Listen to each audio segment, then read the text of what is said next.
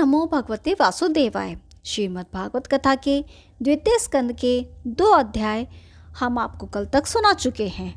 आज हम तीसरा अध्याय शुरू करेंगे। सूत जी कहने लगे, हे शौनकादि ऋषियों, जब महाराज परीक्षित ने परब्रह्म परमेश्वर के स्मरण करने की यह विधि सुनी तो वह अपने हृदय में भयभीत होकर सोचने लगे कि परम प्रभु श्री नारायण जी का यह स्वरूप मेरे हृदय से किस तरह आवेगा।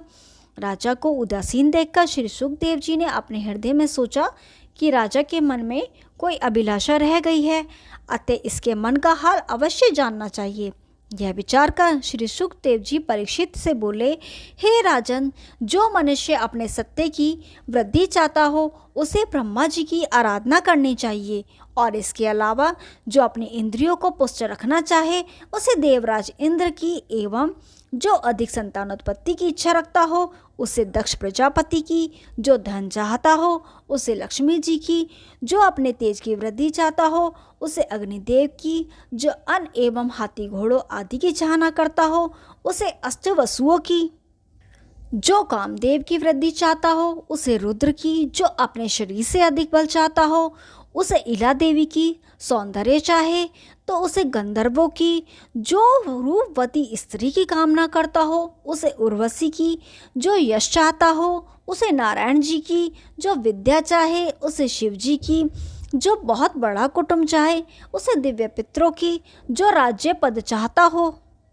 उसे मनु की, जो शत्रु का नाश चाहे उसे निद्रति राक्षस की, जो वीर्य की बुद्धि चाहे उसे चंद्रमा की, जो दीर्घायु चाहे उसे अश्वनी कुमारों की, जो सुंदर स्त्रीपति चाहती हो उसे पार्वती की, और जिसे संसार की किसी भी वस्तु की इच्छा न हो उसे परम ब्रह्म प्रभु श्री कृष्ण चंद्र जी की आराधना करनी चाहिए। उन्हीं की कृपा से मनुष्य के समस्त मनोरथ पूर्ण होते हैं। ओम नमो भगवते वासुदेवाय। तीसरा अध्याय समाप्त हुआ। अब चौथा अध्याय। सूत जी कहने लगे, हे शौनकादि ऋषियों, जब राजा परीक्षित ने भगवान श्री श्याम सुंदर के ध्यान का वर्णन एवं श्रीमद् भागवत महापुराण की महिमा को सुना तो उनके मन का सब शोक जाता रहा। उन्होंने प्रसन्नतापूर्वक राज्य एवं स्त्री पुत्र आदि का संपूर्ण मोह छोड़ दिया। तदंतर वे हाथ जोड़कर श्री सुखदेव जी से इस प्रकार कहने लगे, हे महामुने, आपने जो कहा है उस पर विश्वास करके मुझे बहुत ही आनंद प्राप्त हुआ है। मैंने अपना मन भगवान श्री श्यामचंद्र के चरणों में लगा दिया है। अब मुझे आज से 7वें दिन मरने की कोई इच्छा नहीं। मेरे मन से मृत्यु का डर नष्ट हो गया है। हे मुनि श्रेष्ठ, आपने समस्त पुराण एवं शास्त्रों को पढ़ा है तथा आप पर ब्रह्म का तत्व भली प्रकार जानते हैं, अतः आप कृपा कर मुझको वह कथा सुनाइए कि भगवान नारायण इस समस्त सृष्टि का सर्जन करने के बाद पुनः उसे किस तरह से नष्ट भ्रष्ट कर देते हैं। इसके बाद आप मुझे निर्गुण ब्रह्म की वे लीलाएं सुनाने की कृपा करें जो प्रभु ने सगुण स्वरूप धारण करके इस जगत में की हैं। राजा परीक्षित के ऐसे वचन सुनकर श्री सुखदेव जी मुनि बड़े प्रसन्न हुए। तत्पश्चात उन्होंने सबसे प्रथम भगवान श्री कृष्णचंद्र जी के चरणाविंदों का स्मरण किया, जिनके पूजन करने, नाम लेने एवं कथा सुनने से मनुष्य परम पवित्र तथा ज्ञानी हो जाता है। उन्होंने प्रार्थना की कि हे दीनदयालु, आपकी कृपा के बिना योग एवं यज्ञ भी अपना फल नहीं दे सकते हैं। जिनके चरणों का ध्यान बड़े ही बड़े योगी सनकादि ऋषि, ब्रह्मा जी, शंकर जी एवं अन्य देवता दिन रात करते रहते हैं, परंतु फिर भी उनकी लीलाओं और चरित्रों को कोई नहीं जान पाते। इसलिए सबसे पहले मैं उन परम ब्रह्म प्रभु को प्रणाम करता हूँ, जिनकी कृपा से शबरी, जटायु एवं ब्रज गोपियाँ भी मुक्ति को प्राप्त हो गईं। मैं सदैव उनको प्रणाम करता हूँ। वे भगवान श्री श्याम सुंदर अपनी कृपा द्वारा मेरी बुद्धि को उनके चरित्रों का वर्णन करने की शक्ति प्रदान करें। इसके पश्चात श्री सुखदेव जी ने अपने पिता श्री वेदव्यास जी तथा गुरु चरणाविंदों का स्मरण करते हुए राजा परीक्षित से कहा, हे राजन, इस श्रीमद् भागवत की कथा को श्री नारायण जी ने ब्रह्मा जी से कहा था। ब्रह्मा जी ने देवर्षि नारद से कहा और नारद जी ने मेरे पिता वेदव्यास से कहा। फिर पिताजी ने वह कथा मुझे पढ़ाई थी। अब उसी कथा को मैं तुम्हें सुनाता हूँ, सो तुम मन को एकाग्र करके सुनो। ओम नमो भगवते वासुदेवाय। चौथा अध्याय समाप्त हुआ। अब पांचवा अध्याय। श्री शुकदेव जी बोले, हे राजा परीक्षित, प्राचीन काल में एक बार देवर्षि नारद जी अपने पिता ब्रह्मा जी के पास मिलने के लिए पहुंचे। उस समय ब्रह्मा जी श्री नारायण जी के भजन में मग्न हुए बैठे थे। नारद उन्हें देखकर अपने हृदय में इस प्रकार सोचने लगे कि समस्त सृष्टि के रचने वाले पितामह ब्रह्मा जी ये किसका ध्यान कर रहे हैं? क्या कोई इनसे भी बढ़कर है जिसके भजन में यह इतने लीन हो रहे हैं? अतएव जब ब्रह्मा जी का ध्यान छूट गया तब देवर्षि ने उन्हें दंडवत करके पूछा, हे पितामह, आप यह कहते हैं कि जो जिसके भाग्य में लिखा होता है वही होता है। इधर मैं देखता हूँ कि आप समस्त सृष्टि को रचकर पुण्य उसका इस तरह संहार कर देते हैं जैसे कोई मकड़ी अपने जाला को मुंह से निकलने के बाद पुण्य उसे स्वयं खा लेती है। इस समय आपके ध्यान मग्न होने से मुझे ऐसा प्रतीत होता है कि आपसे भी बढ़कर शक्तिशाली कोई और भी है, जिसके आदेशानुसार आप समस्त सृष्टि का निर्माण करते हैं। अतः आप मुझे उस आदि पुरुष का नाम तथा गुण बताने की कृपा करें जिसके कि आप ध्यान में मग्न हो रहे थे। नारद जी के ऐसे वचन सुनकर ब्रह्मा जी ने कहा, हे नारद, तुम धन्य हो जो तुमने मुझसे ऐसे पर ब्रह्म परमात्मा के विषय में पूछा है। उनकी माया बड़ी प्रबल है। तुम जो मुझे सृष्टि का निर्माता कहते हो, इससे मैं बड़ा शर्मिंदा होता हूँ।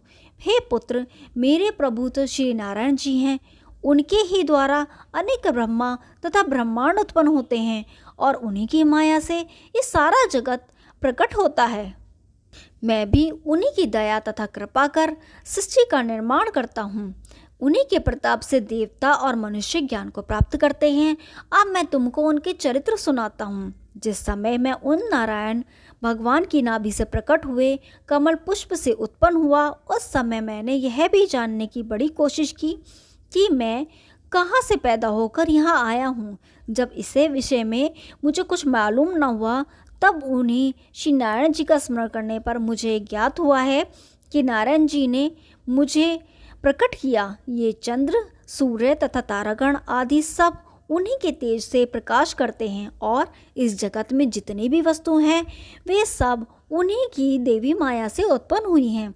समस्त प्राणियों के देह में उन्हीं का तेज व्याप्त है और स्वयं भी अपने तेज से प्रकाशित हो रहे हैं। उनके आदि अंत तथा भेद को कोई नहीं जान पाता, परंतु मुझे श्री नारायण जी की कृपा से जो कुछ मालूम हो सका है उसे मैं तुम्हें कहता हूँ, सुनो। जब श्री नारायण जी की यह इच्छा हुई कि हम अनेक रूप हो जावें, तब उनकी नाभि से एक कमल का फूल प्रकट हुआ और उस फूल से मेरा जन्म हुआ। मुझे देखकर श्री नारायण जी ने मुझको सृष्टि रचने का आदेश दिया। उनका ये आदेश पाकर मैंने अपने हृदय में सोचा कि मैं सृष्टि का निर्माण कैसे कर सकूंगा। तब श्री नारायण जी की देवी माया से सात्विक, राजस एवं तामस की उत्पत्ति हुई। तब मैंने उन्हीं तीनों गुणों की शक्ति एवं पंचतत्वों द्वारा सृष्टि का निर्माण करके पृथ्वी की रचना की। फिर पृथ्वी, अग्नि, जल, वायु और प्रकाश, इन पंचतत्वों की सहायता से समस्त प्राणियों के शरीर की रचना की। मैंने जिस पृथ्वी को कमल के पत्ते से बनाया था, जल पर नहीं ठहरती थी, इसलिए वह 1000 वर्षों तक लगातार डगमगाती रही। तब मैंने श्री नारायण जी से पृथ्वी के डगमगाने का हाल कहा। तब उन भगवान ने उसे अपनी शक्ति द्वारा जल के ऊपर स्थिर कर दिया। इस प्रकार पृथ्वी का हिलना बंद हुआ। वेदों में लिखा है कि उस विराट स्वरूप के 1000 मस्तक, 1000 हाथ, 1000 चरण, 1000 नेत्र और कान हैं। ओम नमो भगवते वासुदेवाय। 5वां अध्याय समाप्त हुआ। अब 6ठा अध्याय। श्री सुखदेव जी बोले, हे राजन, ब्रह्मा जी ने श्री नारायण जी के विराट स्वरूप का वर्णन किया। वे बोले, हे नारद, उस विराट स्वरूप को इस प्रकार समझना चाहिए कि ऊपर के 7 लोग उसकी कटी के ऊपर के और नीचे के 7 लोग उसकी कटी के नीचे के भाग हैं।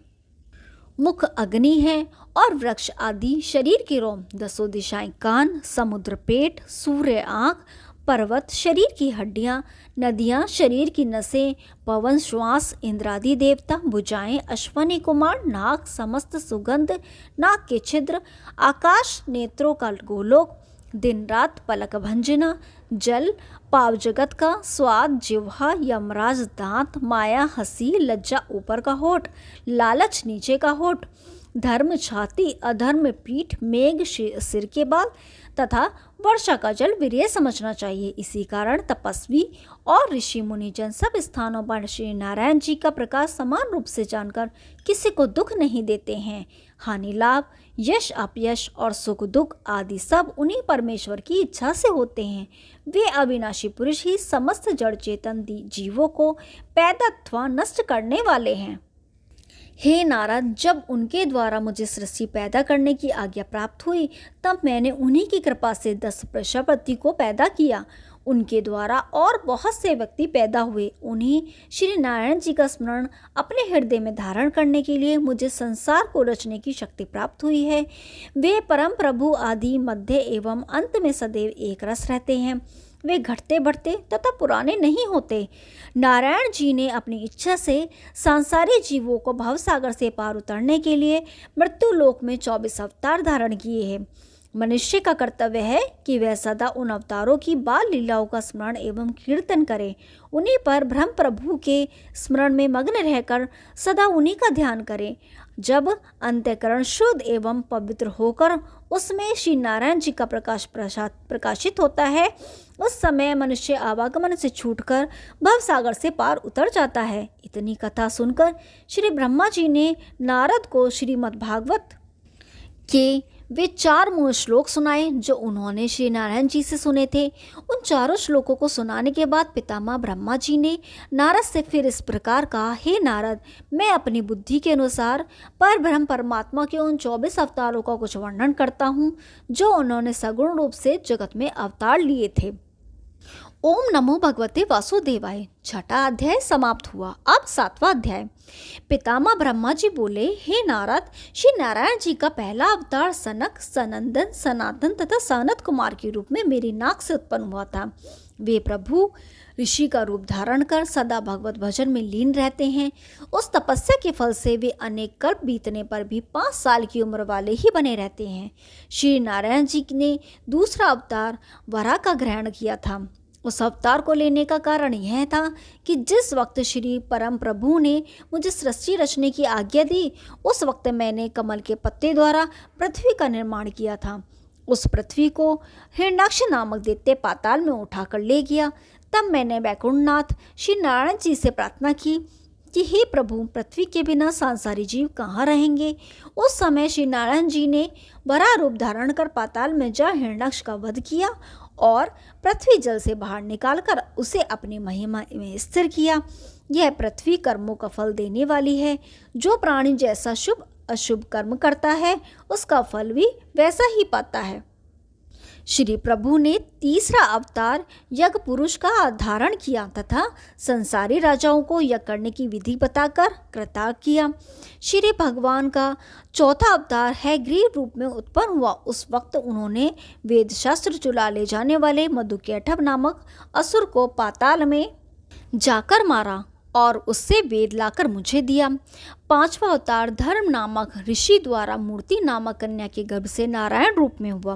वे अवतारी भगवान उत्तराखंड में बद्री केदार नामक स्थान में बैठे हुए इस प्रकार अभिप्राय तब से तपस्या करते हैं ताकि संसारी लोग भी मुझे देखकर तपस्या करने में प्रवृत्त हों।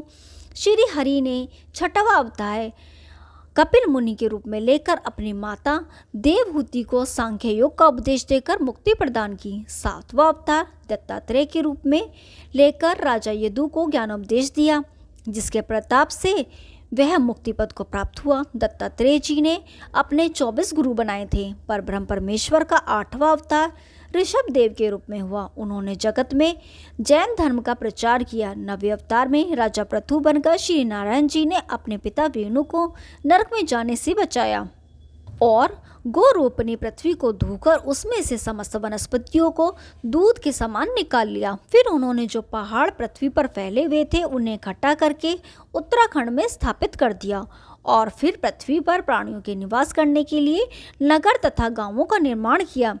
10वें मत्स्य अवतार में प्रभु ने राजा सत्यव्रत को प्रलयकाल का प्रत्यक्ष दर्शन कराया। 11वें अवतार में कच्छप रूप से सिंधु मंथन के समय भगवान ने अपनी पीठ पर मंदराचल पर्वत को धारण कर समुद्र से 14 रत्नों को निकाला।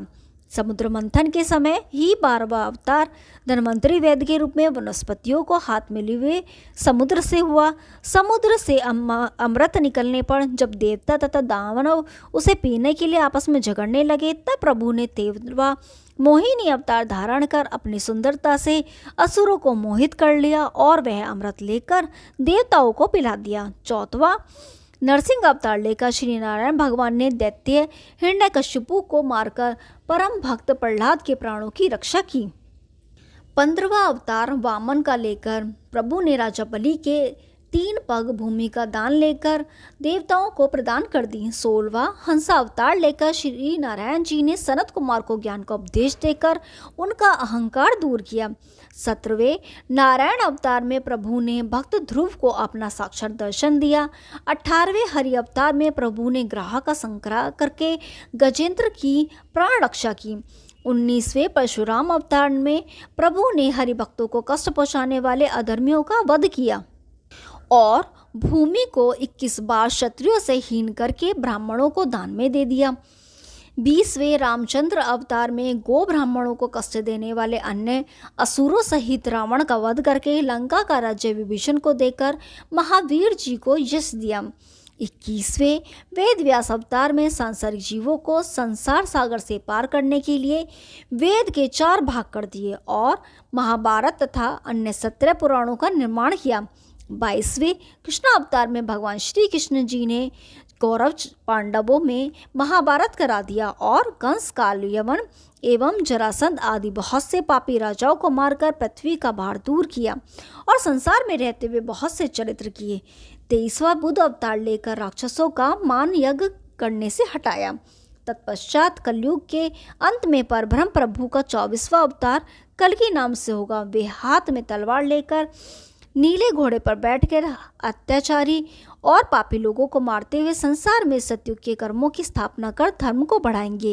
हे नारद, मैंने अपनी मति के अनुसार उन अविनाशी परब्रह्म प्रभु के 24 अवतारों को तुम्हें सुनाया है।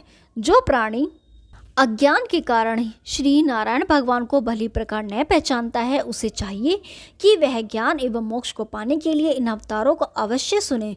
जो ज्ञानी मनुष्य सब प्राणियों में एकमात्र भगवान त्रिलोकीनाथ को ही प्रकाशित देखता है, उसे ब्रह्म ज्ञानी एवं आवागमन से मुक्ति मिल जाना ही चाहिए। हे नारद, मैं संसार को उत्पन्न करता हूँ, विष्णु भगवान उसका पालन करते हैं और शंकर जी सबका संहार करते हैं। ये तीनों देवता भी श्री नारायण जी के ही अवतार हैं। संपूर्ण जगत उन पर ब्रह्म परमेश्वर की माया में लीन होकर स्त्री पुत्र धन आदि के मोहजाल में फंसा हुआ है। जिस पर भगवान नारायण की अटूट कृपा होती है, वही इस जाल से मुक्ति पाता है।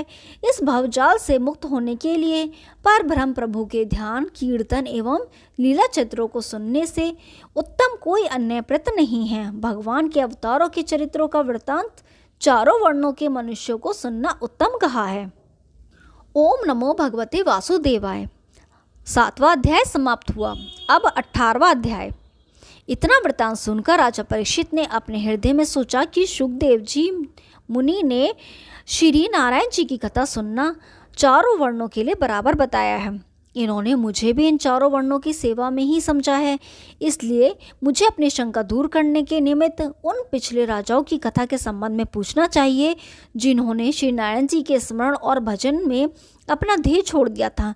ऐसा सोचकर राजा परीक्षित ने सुखदेव जी से कहा कि हे महामुने, भगवान के अवतारों की कथा सुनकर मेरा हृदय बहुत प्रसन्न हुआ है।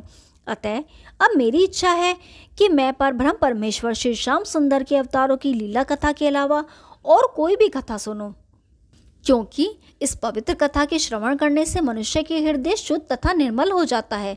उस चमत्कार से काम क्रोध लोभ मोह अहंकार और मद आदि ऐसे नष्ट हो जाते हैं जैसे सांसारिक प्राणियों के घर में किसी राजा के आगमन से उसका घर शुद्ध तथा पवित्र हो जाता है। इसलिए अब आप कृपा कर यह बताइए कि परब्रह्म परमेश्वर श्री नारायण विराट स्वरूप का, जिसमें कि समस्त सांसारिक वस्तुएं सम्मिलित हैं और जो एक रूप से अनेक रूप हो जाते हैं, उनमें क्या भेद है? पिछले युगों में जिन राजाओं ने श्री नारायण जी के भजन में लिप्त होकर अपने देहों को छोड़ दिया था, उनका क्या वृत्तांत है? समस्त तत्वों की संख्या, श्री नारायण जी की पूजन विधि, वेद का धर्म एवं स्वरूप, शास्त्र पुराणों का महात्म्य, प्रलय काल का वृत्तांत, यज्ञाति की विधि, ब्राह्मण और ऋषि मुनियों का वृत्तांत, प्राणियों के नरक से निकलने की विधि, पाप तथा अधर्म करने वालों की मृत्यु के बाद का परिणाम, संसार में कौन सा कर्म करने से प्राणी मायाजाल में फंसता है इसका वृत्तांत, और किन कर्मों से मोक्ष प्राप्त होता है, इन सब बातों के विषय में भी मुझे बताने की कृपा करें। यह सुनकर सुखदेव जी ने कहा, हे राजन, मनुष्य शरीर पाना बड़ा कठिन है। जो प्राणी मनुष्य शरीर पाकर भी श्री नारायण जी का स्मरण एवं कीर्तन नहीं करता, उसे पछताने के अतिरिक्त और कुछ नहीं मिलता है। तुमने जो बात पूछी है, अब उनका हाल सुनो। जिस तरह की मनुष्य दर्पण में अपना मुख देखकर प्रसन्न होता है, परंतु उसे पलट देने पर फिर कुछ दिखाई नहीं देता, उसी तरह श्री नारायण जी अपनी इच्छा से जगत को पैदा करते हैं, तदुपरांत उसका नाश कर उसे अपने स्वरूप में लीन कर लेते हैं। इसलिए ज्ञानी आदमी उसी को समझना चाहिए जो नारायण जी के 24 अवतारों की कथा और लीलाओं को सच्चे मन से सुनता है तथा उन पर पूरा विश्वास रखता है। चींटी से लेकर हाथी तक जीवों में उन्हीं एक परमात्मा का एक चमत्कार जानकर किसी को दुख एवं तकलीफ नहीं देना चाहिए। इतनी कथा सुनकर श्री सुखदेव जी ने राजा परीक्षित से कहा, हे राजन, तुमने जो बात पूछी है वही बात एक बार भर्म क्रम में पितामह ब्रह्मा जी ने श्री नारायण जी से पूछी थी। ओम नमो भगवते वासुदेवाय। 8वां अध्याय समाप्त हुआ। कल हम 9वां अध्याय शुरू करेंगे। तब तक के लिए नमस्कार।